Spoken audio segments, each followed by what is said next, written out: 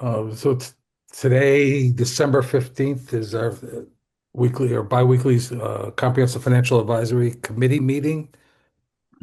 In accordance with Mass General Law, any member of the public is welcome to record the meeting as long as they make themselves known to the chair.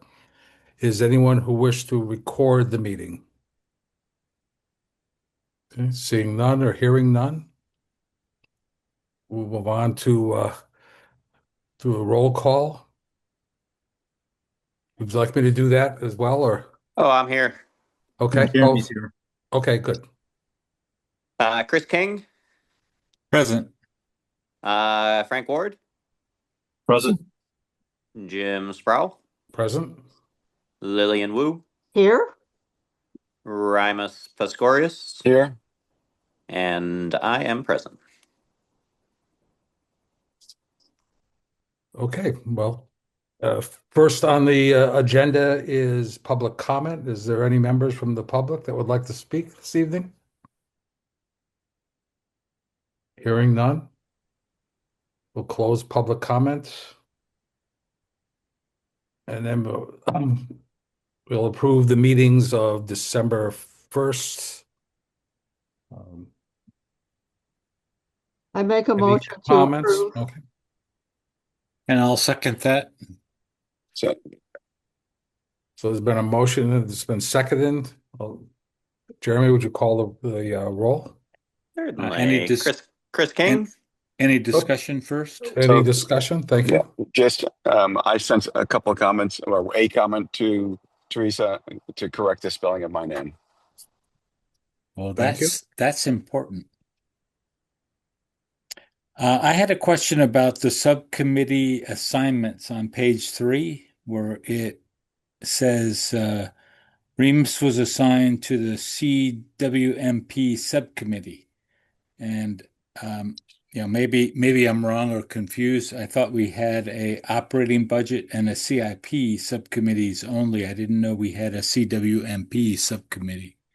We don't. That's right, Chris. It should be CIP, not CWM. So, Teresa will make that change. Okay. That was the only thing I saw. Sorry, Remus, you can't be on the CWMP committee. No worries. No worries. As I noted, I'm going to be on off video. I'm in the car coming back from DC. Not driving, not to worry.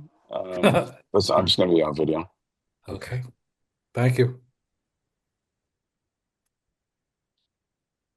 So can we have a motion or can we have a roll call for the approval of the minutes as stated? Certainly. Chris King, Yes. Yes. Frank Ward, Yes. Jim Sproul, Yes. Lillian Wu, Yes. and Remus Pascorius, Yes, as amended. as I am also yes. Okay. For this evening, we have two topics of discussion. The first from Mark's presentation last week, or actually both of them from last week, an update on the tax rate hearing from 12/8. Mark, would you like to take that on and then roll right in once we're done to the update on the joint meeting of the Town Council and School Committee? Okay, thank you, Jim. Yes, so I sent the committee members the links to the presentations that were given to the Town Council at the meeting. And rather than going through every one of those slides, I just wanted to point out some of the highlights. One of the council voted to keep a factor of 1, which means the residential rate and the commercial, industrial, and personal property tax rate would be the same before any residential exemption were approved. So that was one. There was some discussion about shifting the tax levy using this concept of trying to equalize the growth in the levy because of the tremendous increase in the residential property values since post-COVID. has created more of like a natural shift of more of the tax levy going to the residential class as a result of those values increasing exponentially as opposed to the CIP values. So there's just a natural shift that occurs as a result of that. That was a concept that we presented for the first time last year. We brought it back again this year just to illustrate that, the shifting of the tax levy could be a tool that could be incorporated to try to minimize some of that shift that's occurring as a result of the ever increasing residential property values. CIP values are increasing as well, but just not at the same rate. And so we talked a little bit about that I think there'll be more discussion about that next year. But for this year, they decided to keep the factor of 1 for residential and CIP property values or tax levies. So there was no shift there. The idea of adopting a small commercial exemption was brought up, which we've never done before, but it's been a while since we've reviewed that. So that will be coming back next year, a full presentation on that as well. The last time we looked at that was in 2006 when we did our first residential exemption. All 3 of these options were presented then, and there was just a very small number of qualifying property owners and not a lot of shifting benefit as a result of that. But it doesn't mean it shouldn't be looked at again because things change, and it's been almost 20 years since we've looked at that. So excuse me, Mark, without knowing about the background, who would that affect? Yeah, What so commercial? a small commercial exemption affects businesses that employ 10 or fewer people Okay. that have a property value assessment of less than $1 million, $1 million or less. Okay. So there are very few commercial, and it's only commercial entities, commercial properties that are eligible for that exemption. It's 10%, up to 10% of their property value.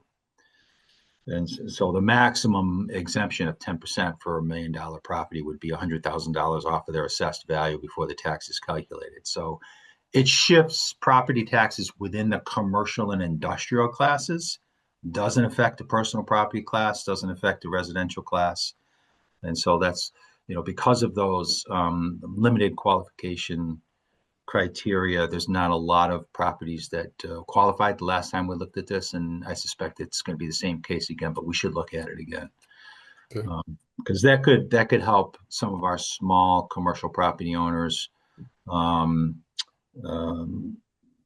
with some tax relief, especially if a split tax rate gets adopted. That could be a tool that provides some limited financial relief to small commercial property owners.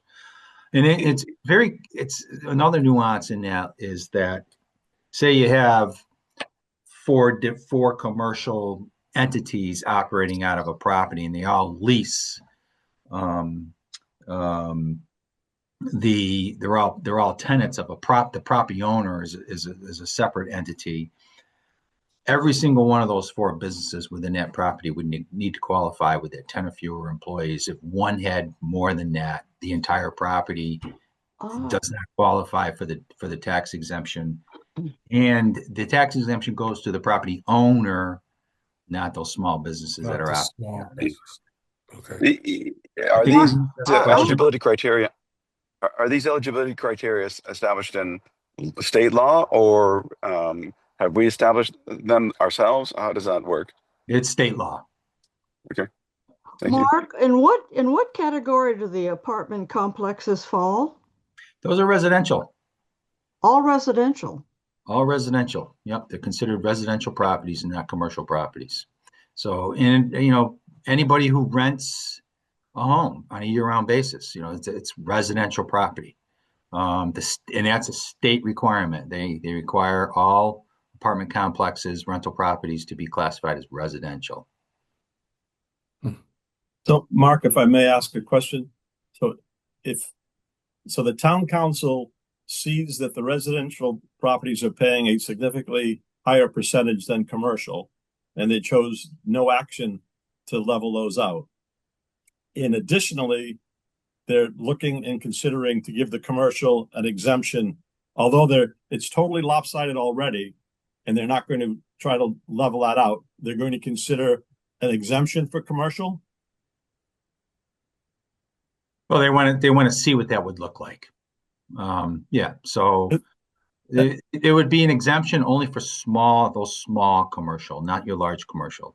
Obviously, they're not going to qualify your Cape Cod malls or your festival plazas. It's just going to be the small commercial owner. That would make the shift go even further, though, wouldn't it?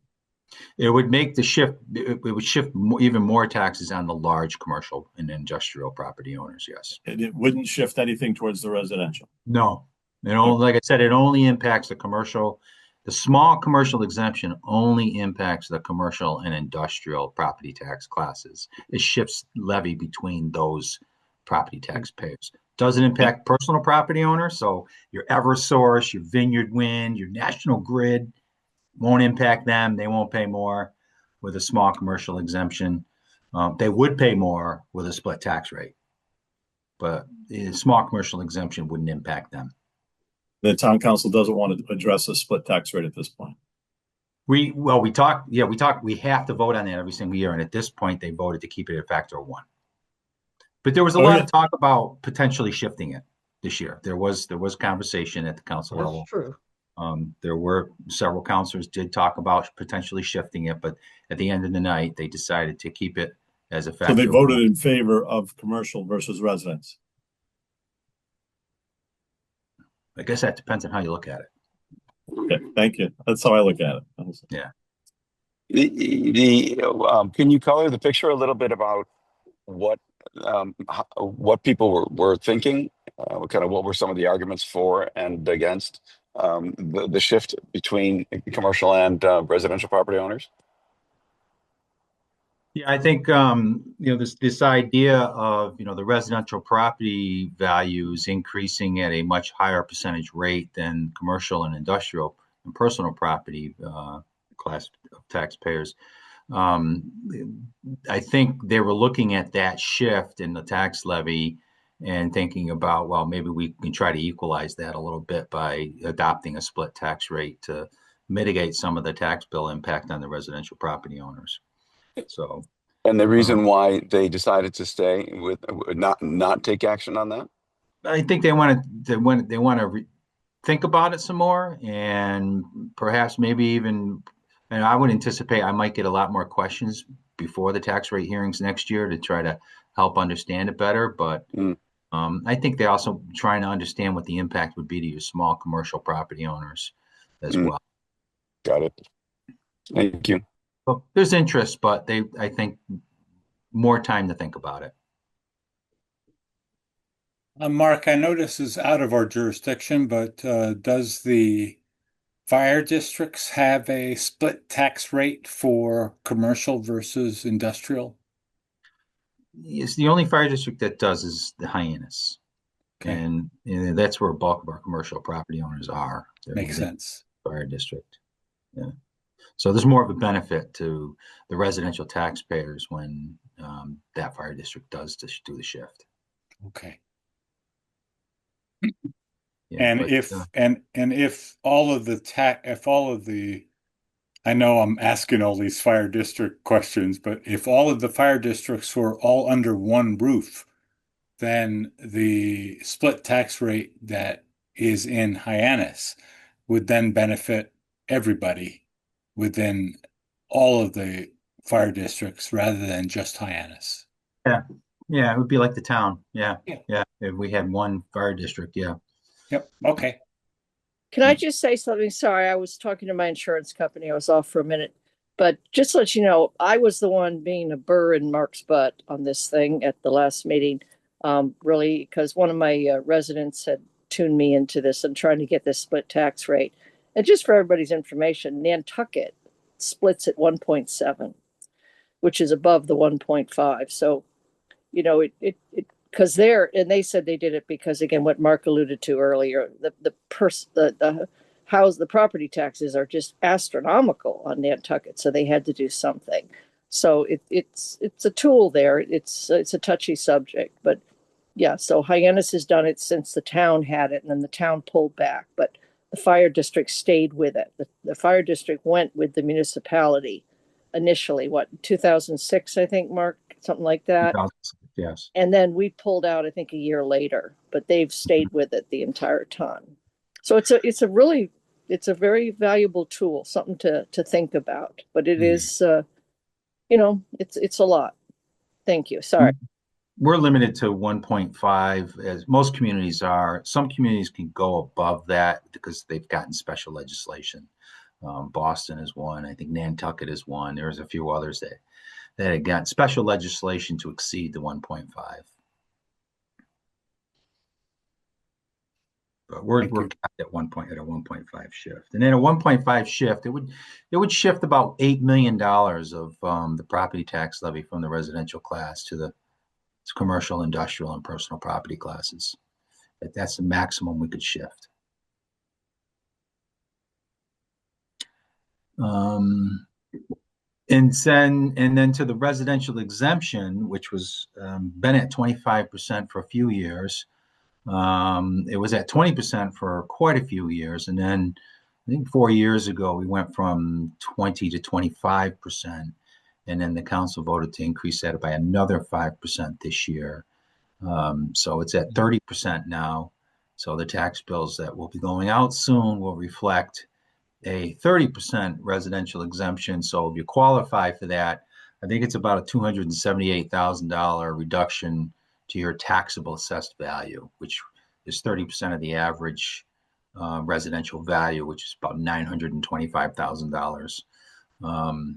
And so you'll see that reduction to your assessed value before the tax is calculated if you qualify for that. So that'll provide some financial relief to many of our residential property owners, as the median assessed value in Barnstable right now, residential assessed value is $633,000. So there'll be quite a few properties that value from that receive that benefit.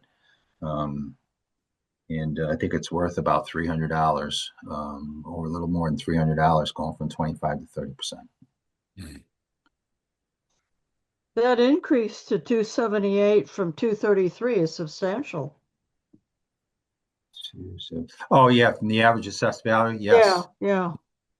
Well, yeah, every 5%, is 40, 50, almost $50,000. So Yeah. Yep. So with the How do you look maximum at that reduced, I'm sorry, Jim, go ahead. how do you look at that from your position when you have a reduction like that? How do the revenues that are lost from that perspective, how does that affect your budgeting? It doesn't affect revenue. It doesn't affect the overall tax levy. It just shifts a portion of the residential tax levy from qualifying residential property owners to non-qualifying. Oh, I see. That's right. I'm sorry, I forgot that. Yeah, you remember. Yeah. So it doesn't change neither of these tax levy shifting options.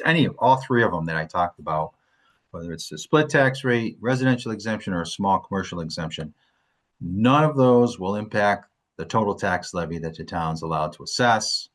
It just shifts it around between classes and within a class. Yeah. Mark, are we up against the I don't remember from your presentation. Are we up against the 2.5% increase? Yes. Or are we below it? I mean, are we maximizing to that 2.5? Can We you are just refresh? maximizing. Yes, we tax right up to our maximum allowable levy limit every year. So we have no excess taxing capacity within our maximum allowable levy. Some communities do, but we've been bumping up against that cap every single year.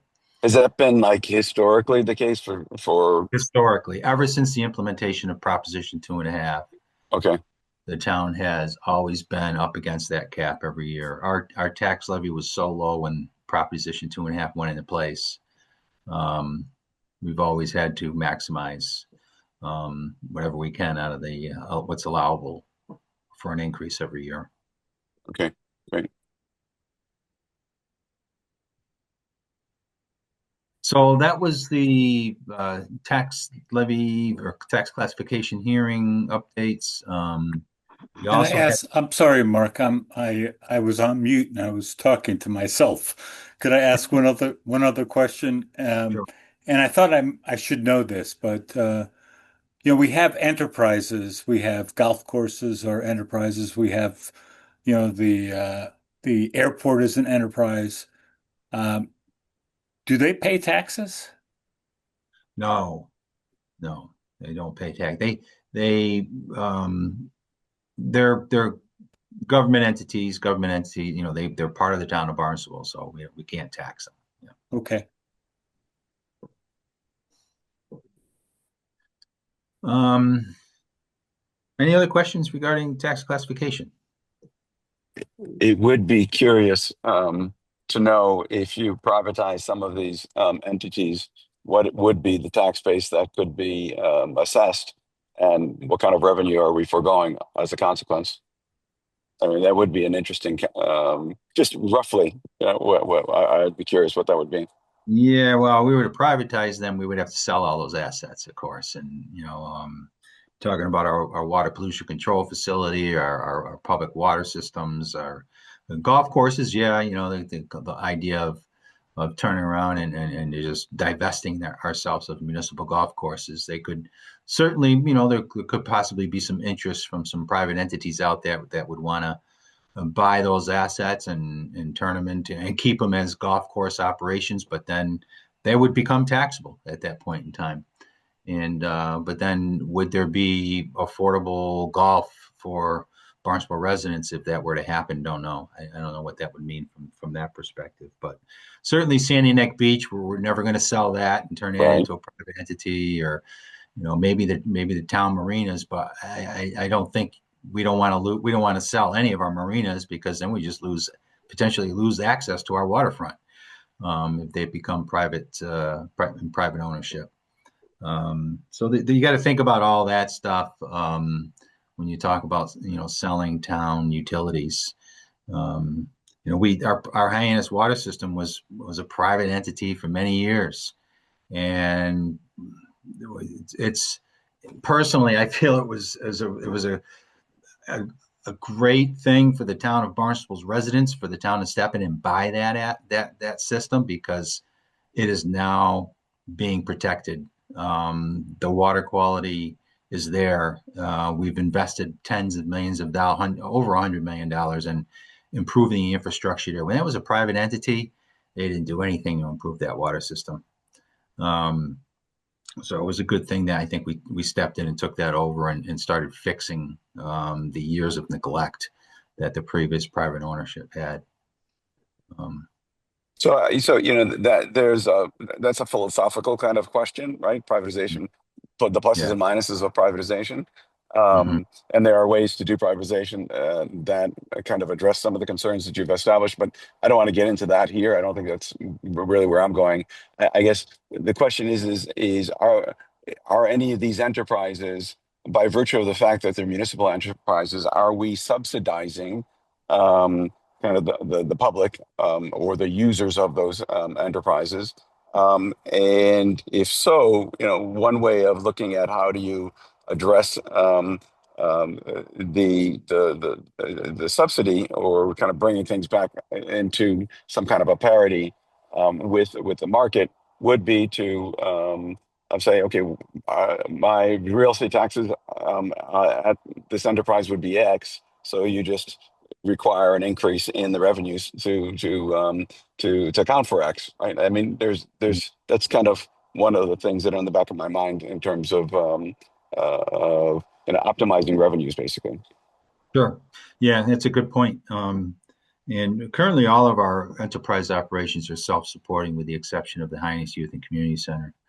Um, that's one enterprise operation. I mean, we don't even need to run an enterprise operation. First of all, it's just an accounting model, first and foremost. And but we were able to illustrate that none of these operations are or required tax support, with the exception of the Highness Youth and Community Center.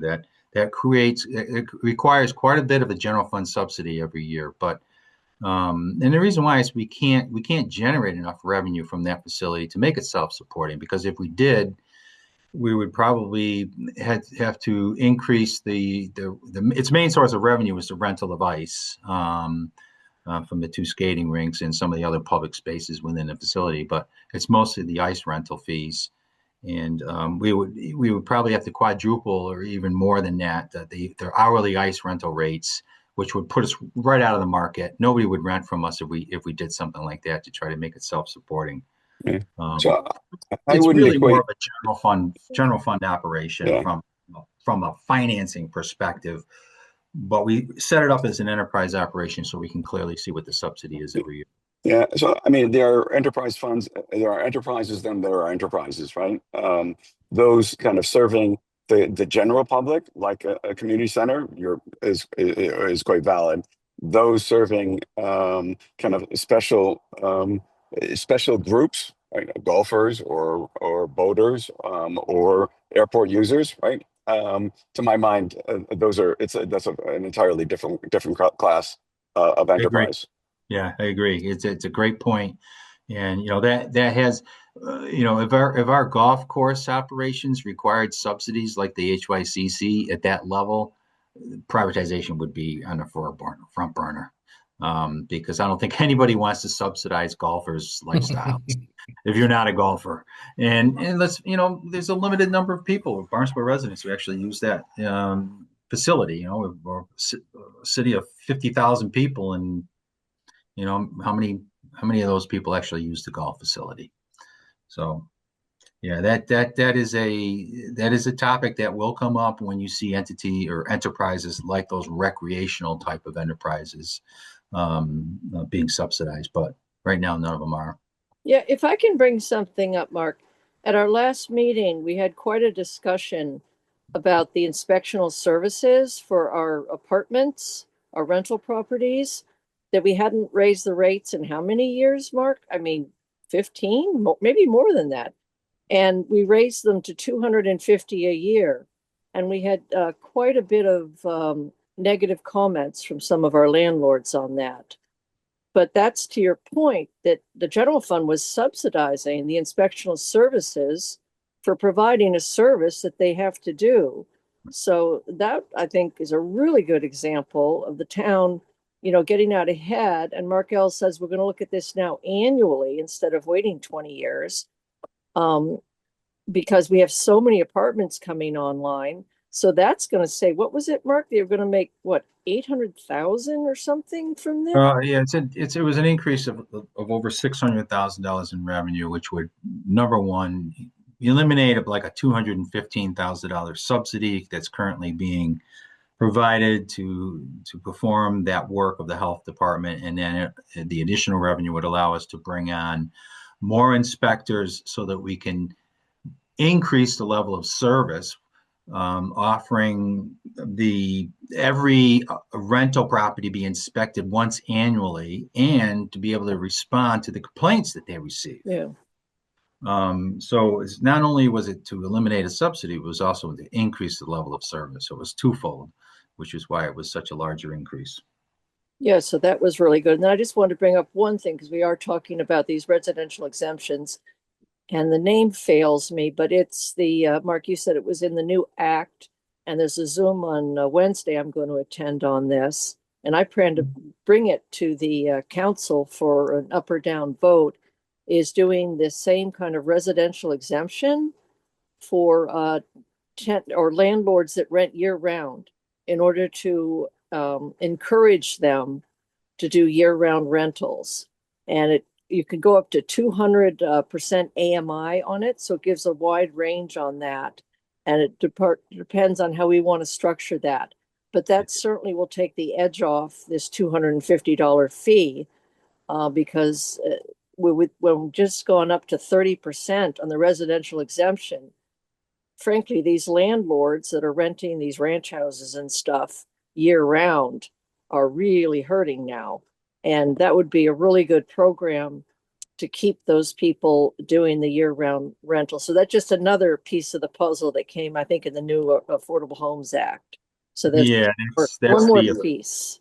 affordable housing property tax exemption. There you go. Yeah. Passed 2 years ago. And it will, like Councilor Lutke stated, we would set the council would basically establish this program through an ordinance, similar to the way we did the senior tax work-off program and the veterans tax work-off program. We would create an ordinance that would have the qualifying criteria within it, whether it's 200% AMI, maybe 150% AMI, and so forth. And there's other criteria in there as well.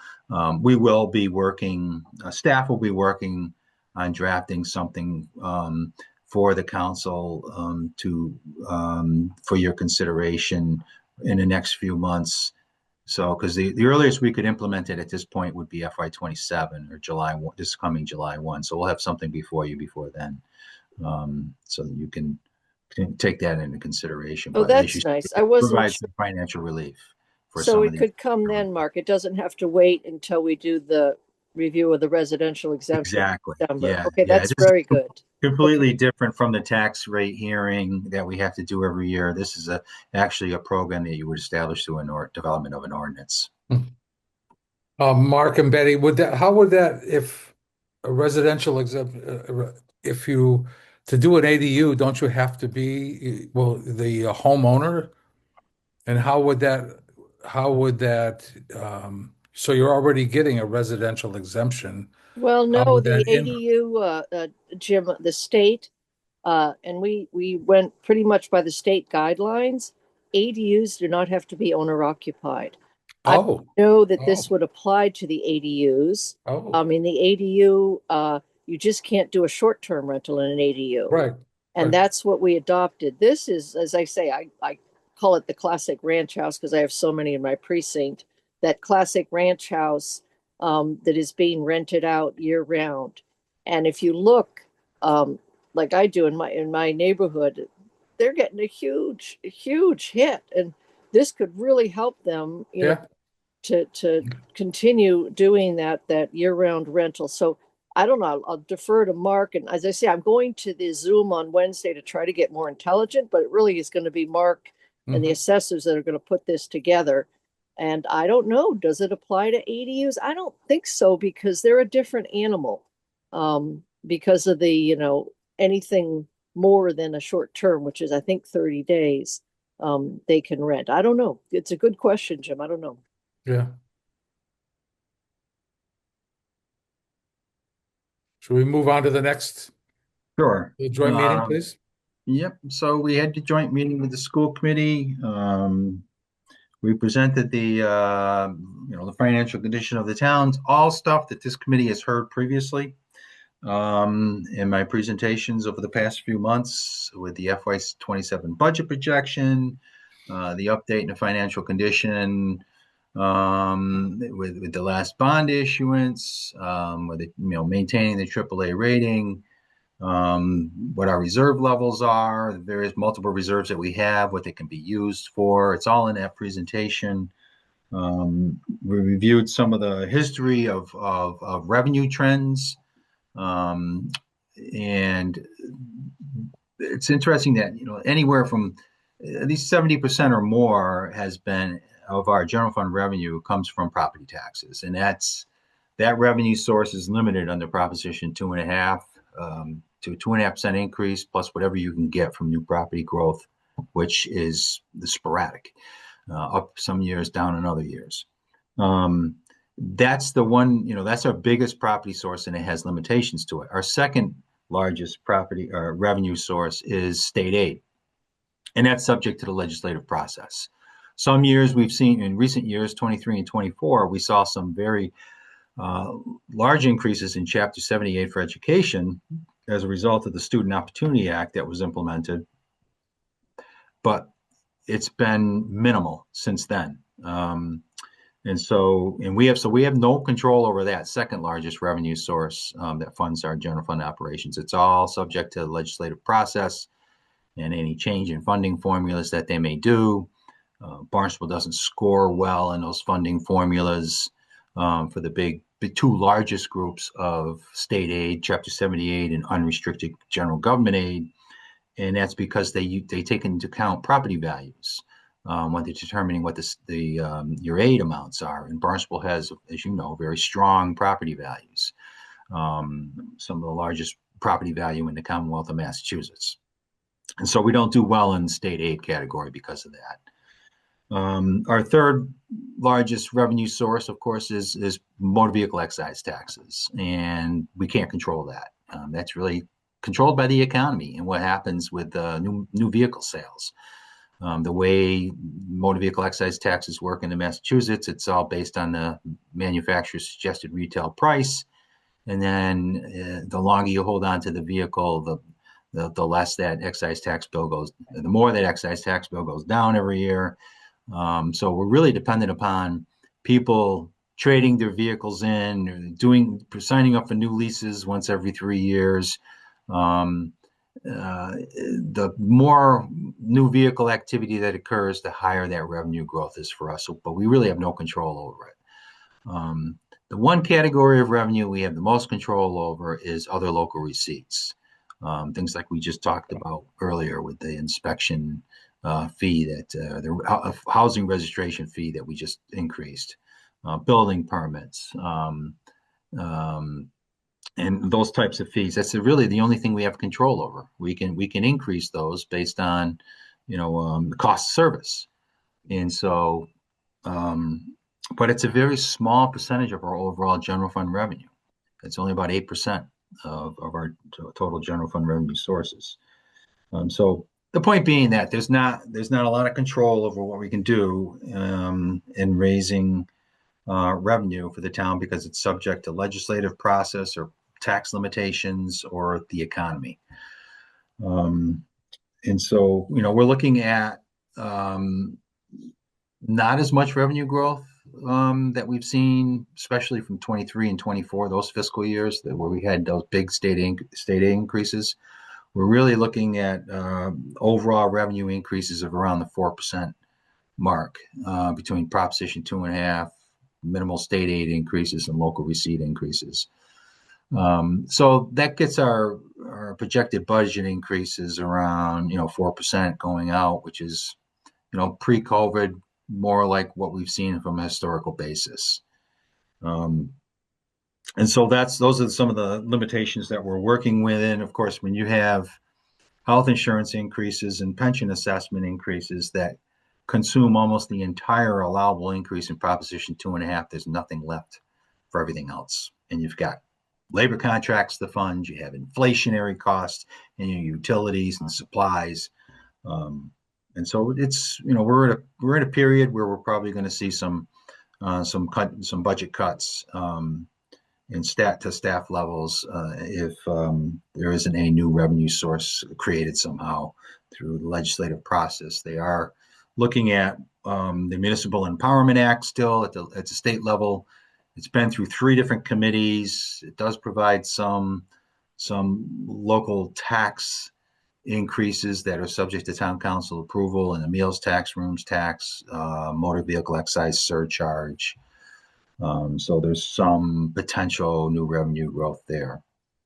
So I'll stop there. I think Remus has a question. Yeah, so I find it a little ironic that we're not eligible for state aid by virtue of our high property tax values, yet we can't take advantage of those high property tax values by virtue of the fact that we've got the 2.5 and limitation.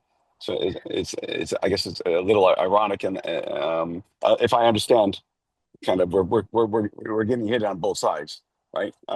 Yeah, you're right, and the argument over the years, we've advocated for more state aid down here in the Cape, but the argument over the years from the state legislature has been, principle in all you Cape communities, you have tremendous property wealth, you have more excess taxing capacity. In most communities in Massachusetts, go ask for it. But it takes a voter approval, a ballot question, Okay. a ballot initiative to override Proposition 2.5 so that you can access that excess taxing capacity. Okay. That's how you get it. That's how you Got get it. I got it. And then on the local receipt, I was just looking at your presentation. The FY26 budget is lower by what, 5 or 7% than FY25. Is that just you were being conservative on the budget? But Yes. actuals are expected to come in kind of on par with FY25? Yeah, I think we're almost 6 months through the fiscal year here now, and it looks like they will come in on par with FY25. We always build a little level of conservatism into our budget estimates because we don't want to end up in what's called a revenue deficit. If you have a revenue deficit where your local receipts don't come in what you budgeted them to be, you got to do one of two things. You got to go and you got to immediately cut budgets for the remainder of the fiscal year, which is very hard to do, especially in the school department. And you're in the last quarter of the fiscal year, and you're asking the school department to cut staff, and you got to finish the educational year. The second thing is you just appropriate from your reserves. It's go to the town council and appropriate from your reserves a sum of money to eliminate that revenue deficit. That's your second option. We've always been able to avoid that by doing conservative revenue estimates, and because you want to be prepared in case there's a downturn in the economy. Got it. Thank you. Mark, I've got a question. What is the status of the seasonal community consideration? So we were told, I think we had an update from Senator Sear at our last council meeting, and Councilor Lucky, if I don't explain what he said, I think he said that it was going to be out by the end of this month. Oh, The criteria for qualifying, and I think he said that every town on the Cape is automatically going to be qualified. I don't think every town qualified. You think he said from the Outer Cape only? I want to say maybe Chatham up to the Yeah. Provincetown, but he said you're right. By the end of the month, the rest of us can start to consider it. Yeah. So it needs to be carefully looked at. There's good and bad to it, so we need to really look at it. Yeah. So that comes out at the end of the month. We'll take a look at that. The council will decide whether or not to accept. If we do qualify, it's the council's decision as to whether or not we accept the seasonal communities designation. If we do, there is the opportunity to potentially increase the residential exemption from a maximum of 35% to 50%. So that's in there. But there's a lot of potentially negative stuff in there that we need to really analyze. right. So we'll wait to see what they come out with at the end of this month. Thank you. So to your point of what your answer was earlier, does that shift then to commercial? Does that, it just, where No. does that? For the residential exemption, Yeah, that just shifts property taxes within the residential class, meaning that you can provide more of your homeowners who claim Barnstable as their principal residence more tax relief by shifting that to second homeowners and apartment buildings and rental properties. That's how the residential exemption works. It shifts it shifts it, right? Yeah. Okay. primary homeowners to second homeowners and primary homeowners who have higher valued homes. I think the break even point right now is about $2.2 million at 30%. And so, if you have a home assessed at more than that and qualify for the residential exemption, you'll still pay more in taxes. Yeah, and I don't know if it's a good thing. I think 30% is a really nice spot to be in. We all know the summer folks. Okay, I live in Hyannisport. I mean, there's some ridiculous. You can't buy a house in Hyannisport for less than $4 million. Okay, so I always say I don't have a lot of sympathy for these folks who are buying their second homes for $4 million, but yet they're not happy. I've had some of these summer folks come to me that said they're going to secede from the town of Barnstable. Of course, they can't do it, but they're pretty pissed. And then, there's the guy from Canton that has the ranch. who's thinking one day he's going to retire down here, and they're being clobbered. So this notion of 50%, I think the whole thing would unravel. And you could get a somewhat of a sense of that if you listen to what happened in Dennis recently. Dennis considered a residential exemption. And if you went to that meeting and listened to it, you'd see almost a riot, okay, of the second homeowners. And as a result, Dennis did not pass any residential exemption at all. So we're in a really good spot right now, and I'd be extremely nervous. I don't see that as a benefit at all. I don't see us doing that for our balancing act here. As I say, we have two different animals. We have the people paying 4, 10, 15 million that are ready to secede because they say, look, we don't use the schools, we don't use your services, that kind of thing. And then we have the folks that, have the ranch house that they're paying, twice as much as their neighbors. So we need to be really careful with that.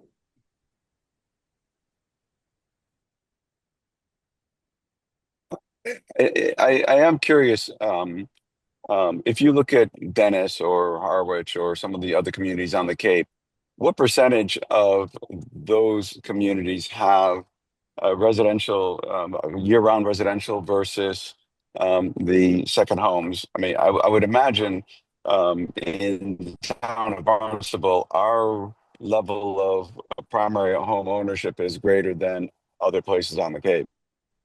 That would be inaccurate. It basically follows from the canal. Sandwich has the most homeowners, and if you Okay, follow right from the canal on through, it gets more and more seasonal until you hit P-Town up there. And that's right. they've done extraordinary home rule petitions and things like that to try to figure it out. The Cape Cod Commission has some very nice data that you can look on that. But I don't know, Mark, if you know offhand, but it basically follows from Sandwich is the highest of year round. And that's why, frankly, Barnstable did not qualify as a seasonal community because we don't have the ratio that they were looking for. And that's why I think it started at Chatham, maybe. Mm. We didn't have it. So that's no, you're inaccurate on that. But we have amazingly, I mean, Osterville, Hyannisport, some of these folks in Katuitt, um, high value properties. Yeah, there were most of the Outer Cape towns were automatically qualified as seasonal communities right at the get-go. But there may be more that will qualify based on the criteria that this working group is working on establishing that come out at the end of the month. As Councilor Lucky stated, as you get further and further down the Cape, it becomes a bigger and bigger percentage shift of second homeowners or seasonal homeowners as further out Cape you go, just because of the location near the bridge. And that's where right now we're about 50-50. Mhm. Pretty close. I have a question for Betty. If we are designated as a seasonal community, will the town council vote to become a member or not? I mean, will the decision rest with the town council? I believe it does, Lillian, and I think the stumbling block is going to be some of the zoning issues. I think you're Those right. those are the ones that are going to. I mean, I kind of like the idea of being able to get to tiny homes. I've always liked the tiny home concept, but then there's some other zoning issues that I think are going to be really tricky to navigate. So, and as I say, I don't think there's much of an appetite for the 50% residential exemption at all. So I don't see that as really a carrot at all. Yeah, and that would never, that wouldn't automatically go into effect. It would require council action to even move off of 30%, even if that does become if we do Ah, accept a seasonal community, that still requires council votes to go any higher. So, and for all for good reasons not to go higher, for as Council Lucky stated. So if we were a seasonal community and we decided to stay at 30 or 35%, that would prevail. Yeah, Great. yeah. Can always go in the other direction too. Yeah, that's true.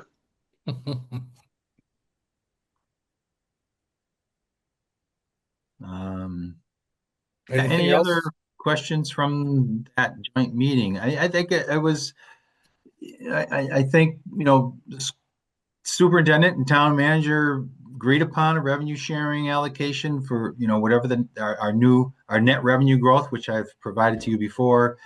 We continue to stick with the 60/40 revenue sharing allocation. So we have a number to work with. But as I stated in the council meeting, we had an estimate in there for health insurance increase of 5%. And we're starting to hear information coming from the Cape Cod Municipal Health Group that may be more than double that percentage increase. Oh, Um, Wow. and it's a lot of it has to do with the actual expenditures that the Cape Cod Health Group is incurring, particularly in prescription medications. Um, these drugs like Wegovy and Ozempic, are being prescribed for a lot of people, and they're very expensive. And the Cape Cod Municipal Health Group absorbs that cost, and so they may end up carving that out and adding it on as a rider or building it into their percentage rate increases. Um, so we're January, I think the end of January, they're going to have their board meeting that will recommend rates to their steering committee, which will vote in February. But every 1% increase in health insurance is almost $200,000 increase for us. Wow. This could be another million plus that we're looking at for health insurance increase. Well, between the pension increase, the health insurance increase, and the debt service, then our fixed costs will probably go beyond 37% this year. Yeah, Mm. it's going to be Wow. big. Yep, it's going to be a big. It's going to be a tough year for us. It's a big one. Remus, you had a question? Yeah. So on the outstanding debt, I'm looking at slide 26 that you presented, Mark. Mhm. A couple of questions. So the authorized but unissued debt, is my understanding correct that that is debt that is being incurred for capital investment programs that are to be funded in future years? So goes to the question I asked 2 weeks ago, where you guys are setting aside all of the cash for projects that have been approved kind of upfront, but part of that cash is debt to be raised. Is that right? Yeah, we're building it into our future budget projections. So the council's authorized this debt. We've estimated what the annual loan payments are going to be in the later years, and so we've built it into our future budget projections. Right. And we have it accounted for in those future budgets with the revenue sources that we've created. It's mostly to fund the CWMP, most of that authorized and unissued debt. Right. That's what I would have thought. Yeah. Yeah, So, it's and then accounted you go for. ahead. Now, do we have a debt management policy? Yes, we do. Yep. Um, is that Yep. something you can direct me to? Sure, I can send it to you. And then if you can just clarify for me, how does the issuance of debt, how is that in terms of an exemption from Proposition 2.5? How does that work? Because I don't have a fully clear understanding. Yeah, so all of your loan payments, when you authorize a borrowing and we conduct that borrowing, the annual loan payments have to be built into your operating budget within the limitations of Proposition 2.5. Unless you go to the voters and ask the voters to exclude the loan payments for a particular project or several projects to be exempt from Proposition 2.5. Okay. We did that a few years ago with the Cape Cod Regional Tech Assessment. Cape Cod Regional Technical High School, which is located in Harwich. I think there's 8 or 9 different communities that send students, including Barnstable, that send students to that tech school. They built a brand new facility. They issued loans to construct it. We get assessed a portion of those loans every year. And we went to the voters and asked the voters, well, actually, Cape Cod Tech did. They went to the voters and asked the voters of every one of those participating communities to exempt those loan payments from Proposition 2.5. And so all communities did. And so we are allowed to add that loan payment on top of the tax levy that's limited by Prop 2.5. So So any debt issuance has to be within the 2.5 limit unless it's been approved by the voters. correct. Is that correct? Okay. That's So correct. it's a blanket. That exemption is only that exemption only applies if you have a voter approval. Correct. Okay. Thanks for clarifying that. Sure. Mark, may I Sure. ask questions about the Right. 32 pages? Overall, I love the presentation, but I think there are times when people would actually like to see numbers. Like on page 13, it's nice to see the assessed values for these top 10 taxpayers. But a Mhm. lot of residents that I would talk with would like to say, what do they actually pay? I mean, people live in fear that we have to be nice to these top 10 taxpayers, but how big is the number that associates with 211 million of assessed value? I mean, assessed values are nice, but are they paying? I guess I can do the math, but it Yeah. would be nice for those that see the presentation to say how big are those numbers that they're actually paying. Mhm. Something to consider, or on some of the other pages, like on 14, the bar graphs are nice, but there's enough room to actually stack the numbers to say chapter 70, then unrestricted, then other.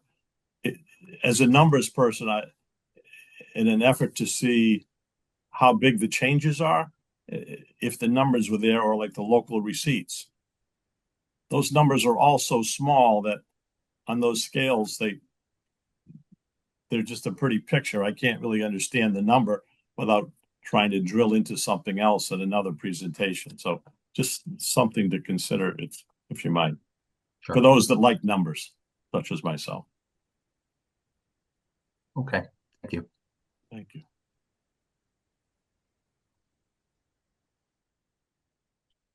We all set with that topic? Any other questions for Mark No, or that was Betty? a really wonderful explanation. Yes, indeed. Well, thank you.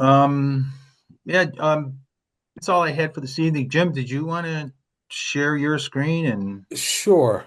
So just a little bit of background. So about a month ago, we started an effort, Chris King and I, to come up with a what's called a popular financial annual plan, or PFAR, public annual financial plan, whichever the acronym you like.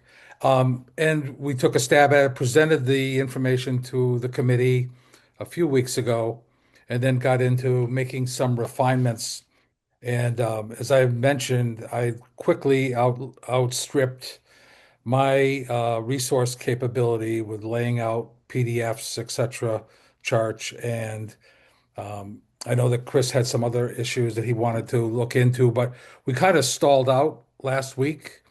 I went to a couple of commercial establishments to take a look at what it would cost to print the document, and the budgets back were $300 to $500. So I kind of quickly just ruled that out.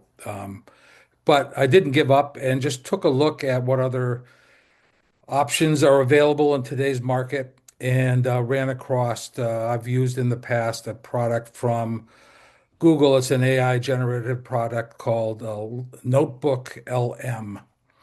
And the Notebook LM will take documents, and I'll show you how we put our documents in there, and we'll be able to generate different types of formats. And that's what I'll do at this point. With that little introduction, I'm going to share my screen, and hopefully,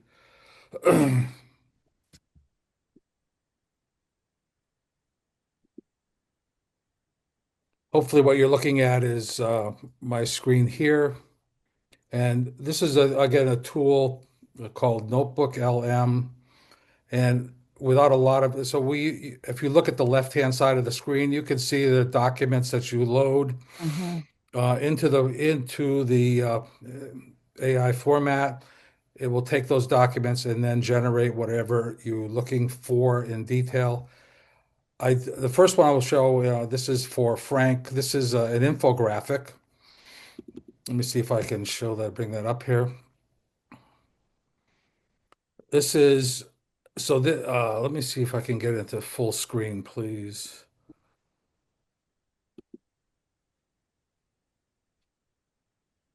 So this is our 2026 financial overview. So we took that whole document that was about 12 pages.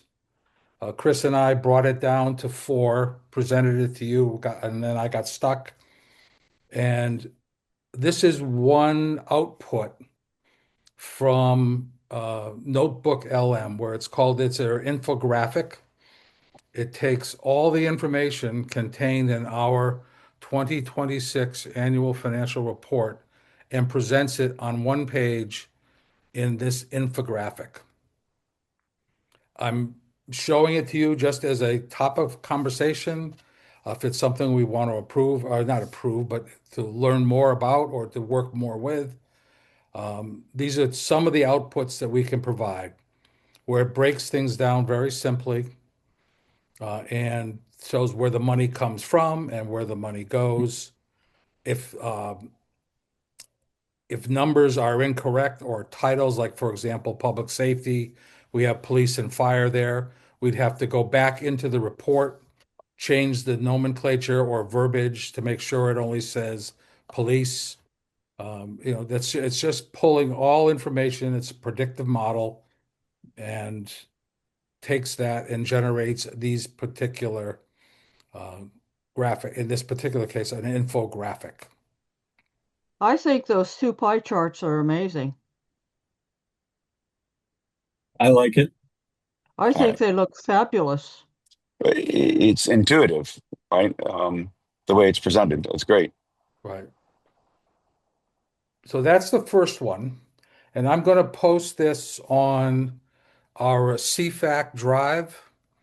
So I will send this out when we're done. I will send everybody out, and you'll just have to request permission, and I'll provide it. So let me go.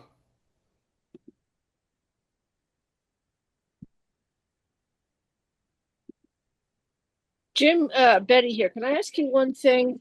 We always Yes, hear that, 60 cents on the dollar goes to education. You got 40%.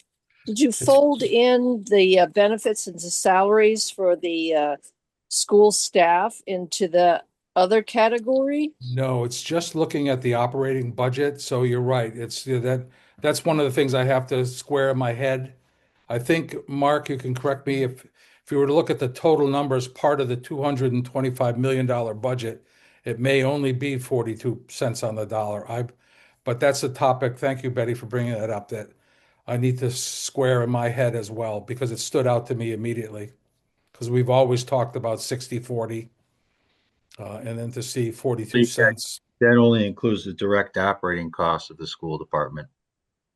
Yeah, that's There why is it's only. another format. You've got another format, Mark, that shows it with the benefits. I know Gareth Yeah. showed it to me at one point. So another Yeah. document loaded could allow that graph to be different.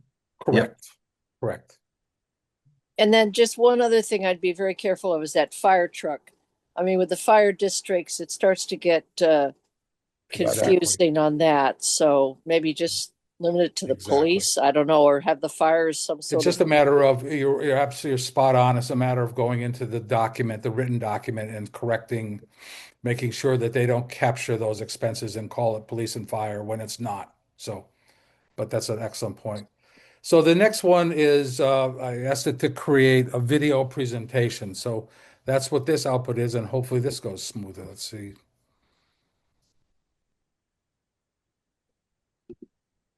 Have you ever really thought about how your town spends its money? I mean, we're talking about Hold hundreds on. of millions of your dollars. Hmm. Let me just see if I can find it here, please. Was directly to your right, Jim. So Is in this ready to go explainer, full we're screen. going to unpack the proposed budget for the town of Barnstable and see exactly where all that money comes from and where every single dollar is going. So this overview we're looking at, it wasn't put together by some stuffy government office. It's actually from a group of your fellow citizens called the Comprehensive Financial Advisory Committee, or CFAC for short. Their whole mission is pretty simple. Make the town's really complex finances easy for every single resident to understand. I mean, it's the big question, right? You pay your taxes, but then what? Where does that money actually go? Well, over the next few minutes, we're going to follow the money and find out. Specifically for everyone living in Barnstable. This is about 5 minutes, so you have to be The best way to think patient. about this is like a giant household budget for the whole community. We're looking at the plan for fiscal year 2026, which actually runs from July 2025 to June of 2026. This is basically the financial roadmap for the entire year. And here is the big headline number: a proposed general fund budget of $224.4 million. That's the town's core operating budget. You know, the money that pays for all the day-to-day services that we all rely on. So how in the world does Barnstable get to that massive number? Let's start by looking at where the money comes from, the town's sources of income, or what they call revenues. And remember that total.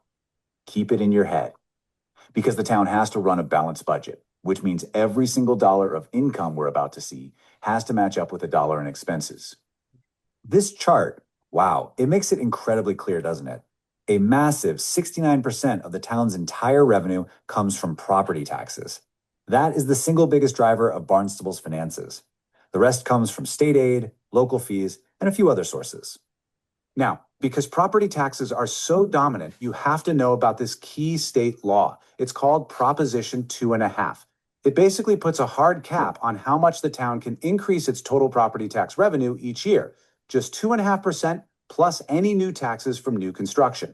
This creates a really predictable income stream, but as we're about to see, it's also very restrictive. Okay, now that we know where the money comes from, let's flip the coin and look at the other side. Where does it all go? This is where you really get to see your tax dollars at work. And there's that number again. See, every dollar of income is matched by a dollar of planned spending. That right there is a balanced budget. This spending chart clearly shows the town's number one priority, the single largest investment. We're talking 42 cents of every dollar goes straight to education. Following that, you've got public safety, that's your police and fire departments, then public works, and the general costs of just running the town. So what does that huge 42% for education actually pay for? Well, it's primarily people. About 80% of all school spending goes to the salaries and benefits for the teachers, the staff, and the administrators who run the school system. Okay, that was the operating budget, all the day-to-day costs. But towns also have to make big long-term investments. That's where the capital budget comes in. This is all about building, repairing, and improving the town's physical stuff. For this upcoming year, the town has a completely separate capital budget of $100.8 million. This isn't for salaries. This money is specifically for 57 different projects to build, maintain, and upgrade Barnstable's infrastructure. So what does $100 million actually buy you? We're talking about major investments all across town. Nearly $4 million for paving public roads, over $2 million for the JFK Memorial, $1 million for critical HVAC upgrades at elementary schools, bridge maintenance, and of course, funding for that massive multi-year wastewater project. Now that we've seen the income, the spending, and all the big projects, let's kind of pull back and look at the big picture. What's Barnstable's overall financial health, and what challenges is it facing down the road? This slide gets right to the heart of the town's main challenge. It's what you'd call a financial squeeze.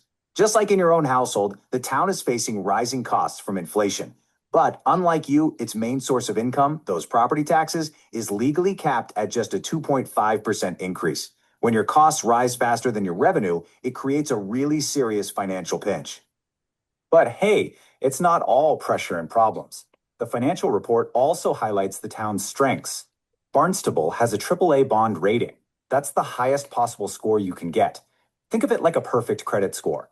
It means financial experts see the town as being incredibly well managed, with some really strong savings in reserve. Ultimately, this budget isn't just a document. It really is a blueprint for the community's future. And the committee behind this report, CFAC, really encourages all residents to stay engaged. And here's exactly how you can do that. You can find all the super detailed reports on the town's website. You can email the Citizens Advisory Committee directly with your questions, or you can follow the town on social media for regular updates on how this whole budget plan unfolds. So that's the high level look at Barnstable's finances. We've seen where the money comes from, where it goes, and the challenges ahead. Which brings us to the final question. Looking at this plan, what do you think matters most for the town's future? What are your priorities? So there you go. That's And well done. Did Notebook LM create the text it as well it as draws the text from the source documents we provide. So ah, there's the documents that we presented to the committee 2 weeks ago or a month ago. It's been a while. I took those documents and they're the source documents that it draws all that information from. So if something is misstated, we've either put it in the document in a way that it gets interpreted wrong.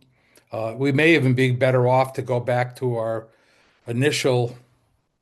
It'd be interesting to do our general FY 26 annual review and put that whole document in and see how it interprets that. But I yeah. just worked with the documents had come up with a few weeks ago. And they provide the narrator as well. Yeah, that's everything it's all generated. Yeah, it's all AI generated. Thank you guys for that really hard work. Fascinating. Well, it's just a drag and drop at this point. Well, So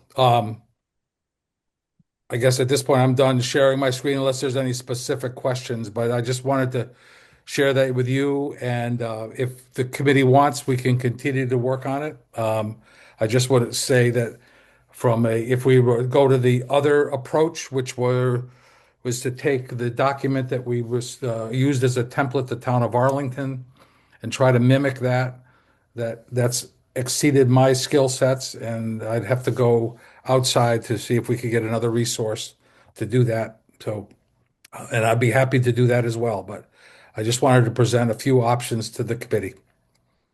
well, thank you and Chris.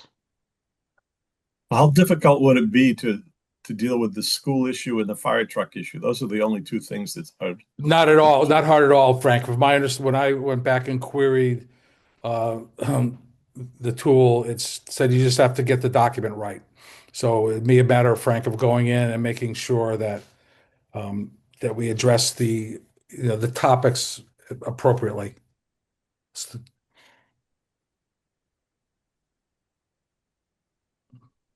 Is Jeremy still out there? Jeremy, isn't this close to what you were hoping for? Yeah, it's funny. So we just were presented this as a school, this notebook LM. The staff were given this is probably the best demo I've seen of it. So Jim, this is I think the challenge of putting together something as concise as that video. I mean, that would have taken me. I can't even tell you how long Yeah. to put that together. So it's the ability to use this to really synthesize reports and put it in a format that makes sense to us and to the community.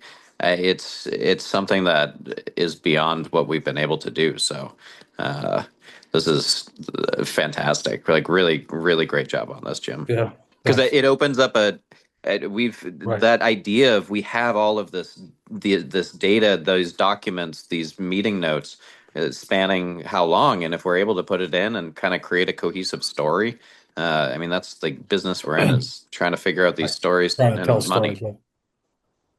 Right. And so you can this could be set up as a podcast. For example, just imagine that whole narrative that you listen to be a female and a male just talking back and forth, in a podcast format.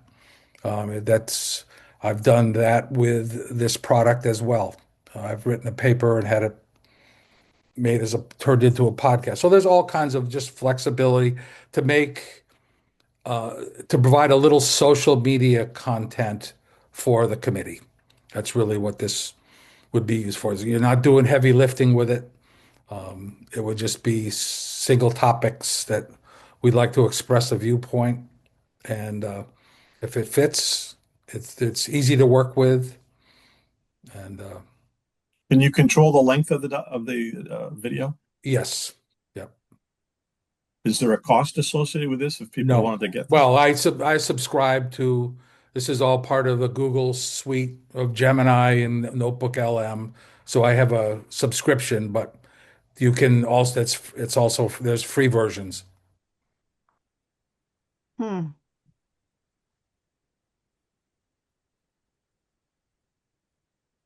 I use this a lot for classroom instruction. So when I'm teaching a section in robotics, I will put the curriculum in Notebook LM and have it pull out a video that you could show the class.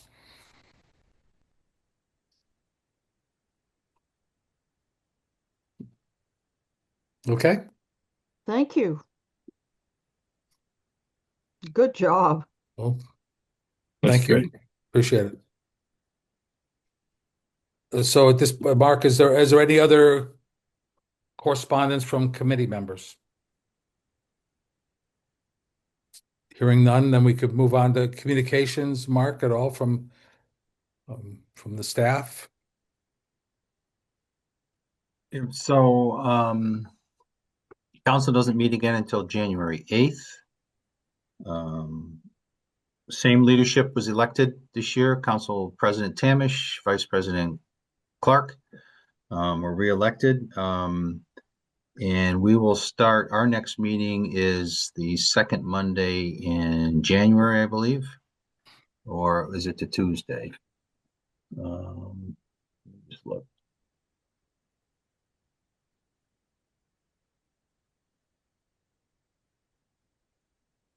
Monday the 12th. Yep, Monday the 12th is our next meeting. I think we're going to try to get either DPW or the school departments in to talk about their capital improvement plan for the benefit of the whole committee, but more certainly the CIP subcommittee members. So that'll be really the topic. That'll consume the entire CFAC meeting on the 12th. Okay. Have they submitted, when the last time we talked about submitting their report or the selections to town manager, has that been? That has not been done yet. Okay. We have, I think, seven task force members have submitted their scores, ranking the projects based against those 10 criteria. We're still waiting for a few more. So once we get the task force members scoring, we'll send the committee members a copy of that. But we're far from whittling it down to a proposed list at this point in time. Okay. Because we want to meet. We're going to have meetings with DPW this week, schools after the holidays, to try to whittle down the projects that we plan to Gotcha. bring forward for proposal for FY27 capital plan. But we'll get you the priority rankings though Okay. before the next meetings. Can I Okay. ask, Mark, your big financial presentation? You said that's January. Is that going to be the first or the second meeting in January? We're going to do January 8th, the first meeting.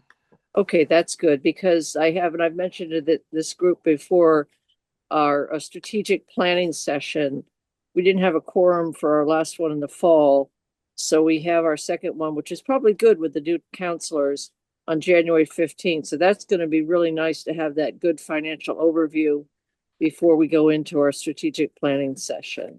So Yeah, so thank you for reminding me of that because I should inform this committee that we are planning on presenting a fiscal policy update discussion to the town council at the January 8th meeting. We'll talk more about that if we have time in your January 15th meeting.